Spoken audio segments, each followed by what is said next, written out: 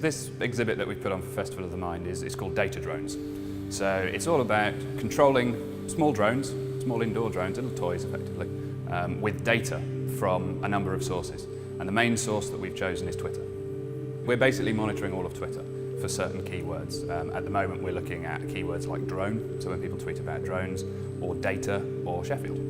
And as those tweets come in, the aircraft will climb. So it gives you a real understanding of how popular a topic is at the moment on Twitter. You can definitely hear now the drones are flying.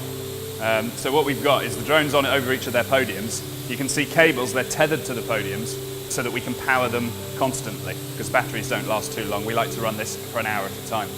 And then behind on the screen you can see the live tweets coming through with the keywords that we've selected.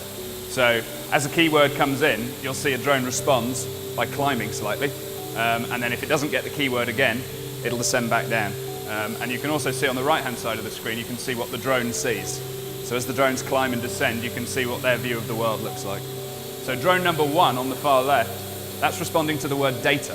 So any tweet that comes in with the word data in it. So you can see that's very high up, because that's a very popular thing that people tweet about.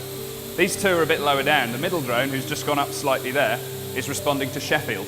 So any tweets that happen about Sheffield.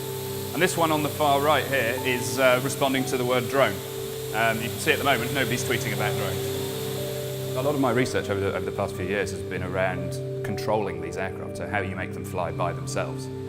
They've come from being remotely piloted to being almost completely autonomous. Drones, when you fly them outside, usually use the GPS system, that's the satellites orbiting around the Earth, the same as your car sat-nav and your mobile phone. Unfortunately, that isn't available indoors. So we use a motion tracking system, which is a camera-based system that tracks little reflective markers on each of the drones. And by tracking those from multiple sources, you can work out exactly where the aircraft are, and that allows us to control them completely autonomously without a human pilot having to keep them in position. Quite often when I present my work on drones, for example, the audience kind of know what to expect. They sort of know the sorts of things that you're talking about, because they're either from a technical background or they're interested in the socio-economic issues, if you like, the privacy and taking people's jobs and these kind of discussions. This presents things in a very different way, in that we're not here talking about drones.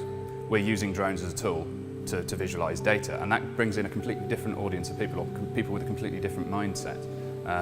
But inevitably, they'll always ask the question, oh, so tell me a bit about drones. And it approaches the topic from a very different perspective, and it's a very nice way of interacting.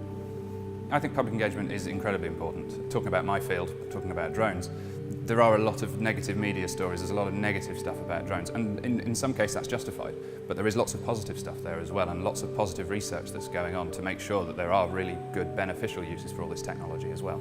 And that's really where public engagement is important, to get that message across and to try and balance the argument. The Festival of the Mind has been brilliant because it's really all about engaging with the public in different ways. It's not just about going and giving a lecture on this is some drones.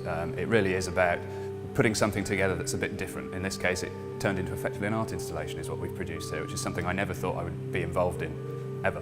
But Festival of the Mind has given us that opportunity to do that.